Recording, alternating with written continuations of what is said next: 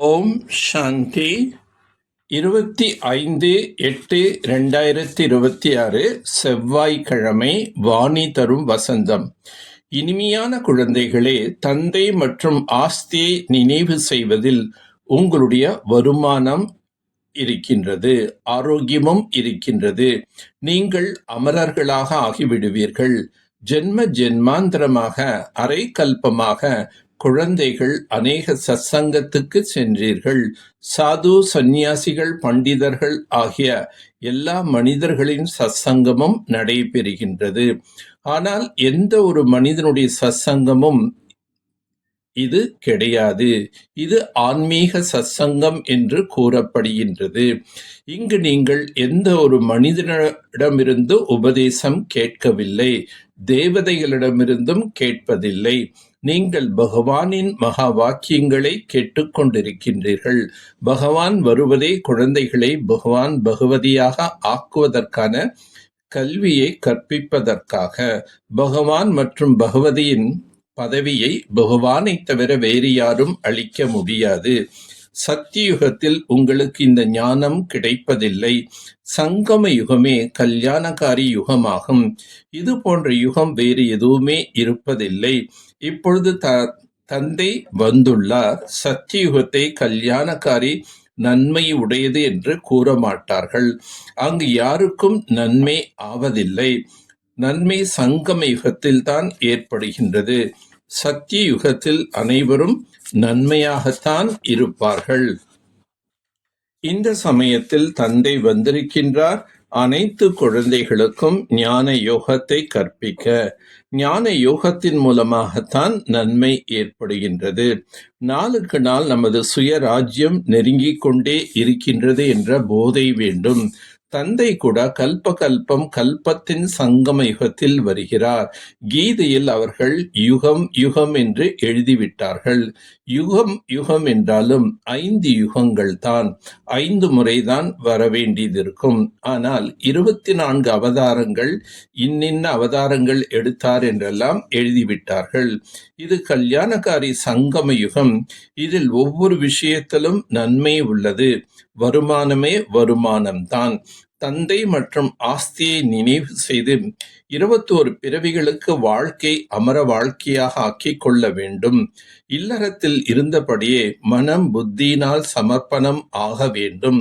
ஸ்ரீமத் படி செலவுகள் செய்ய வேண்டும். முழுமையாக ட்ரஸ்டியாக இருக்க வேண்டும். ஷிவ் பாபாவின் பண்டாரா நிரம்பி உள்ளது. கஷ்டம் துக்கம் அனைத்தும் தூர விலகி போய்விடும். ஒத்துழைப்பு சக்தியால் ஒத்துழைக்காதவர்களையும் ஒத்துழைப்பவர்களாக மாற்றும் பாபாவுக்கு சமமான பர உபகாரியாக ஆகுக. ஒத்துழைப்பாளர்களுடன் ஒத்துழைப்பது ஒன்றும் மகா வீரத்தனம் அல்ல. ஆனால் பாபா எவ்வாறு அபகாரிகளுக்கும் உபகாரம் செய்கிறாரோ அதே போல் நீங்களும் பாபாவுக்கு சமமாக ஆகுங்கள். யாராவது எவ்வளவுதான் ஒத்துழைக்காதவராக இருந்தாலும் நீங்கள் உங்களுடைய ஒத்துழைப்பின் சக்தியால் அந்த ஒத்துழைக்காதவரையும் ஒத்துழைப்பாளராக மாற்றிவிடுங்கள். இக்காரணத்தினால் இவர் முன்னேறவில்லை என்று இப்படி யோசிக்காதீர்கள். பலகீனமானவரை பலகீனமானவர் என்று நினைத்து விட்டுவிடாதீர்கள். மாறாக அவருக்கு பலம் கொடுத்து பலவானாக ஆக்குங்கள்.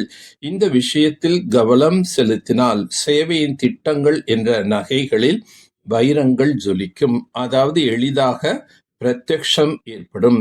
கோபத்திற்கு காரணம் சுயநலம் அல்லது பொறாமையாகும். இதுவே எரிச்சல் அடைவதின் வேறாகும். முதலில் இவற்றை அழித்து விடுங்கள்.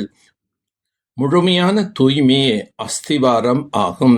அஸ்திவாரமாகிய பிரம்மச்சரிய விரதத்தை கடைபிடிப்பது என்பது சாதாரண விஷயம்.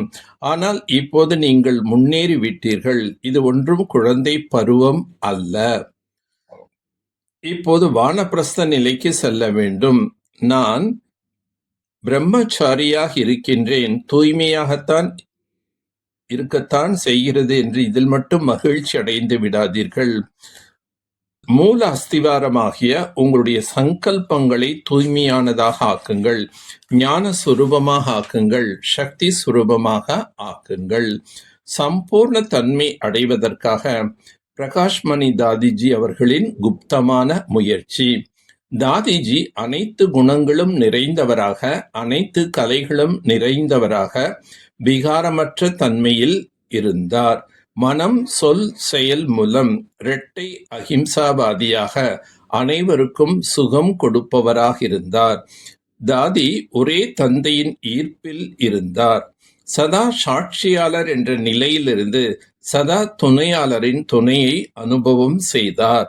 அவர் யாரை பற்றிய அவகுணத்தையும் உள்ளத்தில் வைத்துக் கொள்ளவில்லை, யாருடைய குறைகளையும் கவனிக்கவில்லை. பிரம்ம பாபாவுக்கு சமமாக சதா பணிவாக இருந்தார். நிராகார மற்றும் அகங்கார ஸ்திதியில் இருப்பதற்கான பயிற்சியினை செய்தார். பாப் தாதாவிடம் இருந்து கிடைத்த தெய்வீக புத்தி என்ற பரிசை பாதுகாப்பாக வைத்திருந்தார். ஒரே பலம், ஒரே நம்பிக்கை, ஒருவரிடமே அனைத்து உறவுகளும். எந்த பக்கமும் தாதிக்கு ஈர்ப்போ பற்றோ இல்லை.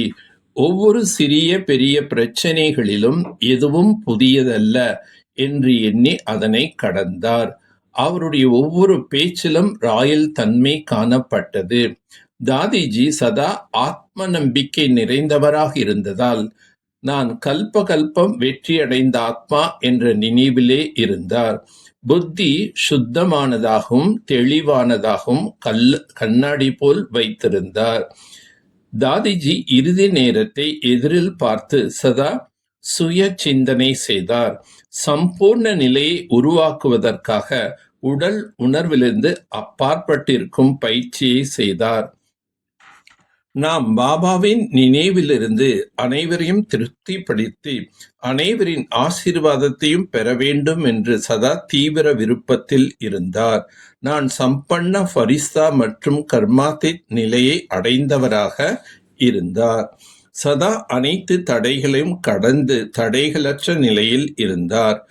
தம்மை சம்பூர்ண தூய்மையானவராக, சக்தி நிறைந்தவராக ஆக்குவதற்காக உள்ளார்ந்த வைராகிய விருத்தியின் மூலம் அனைத்து விஷயங்களிலிருந்தும் விலகி இருந்தார்.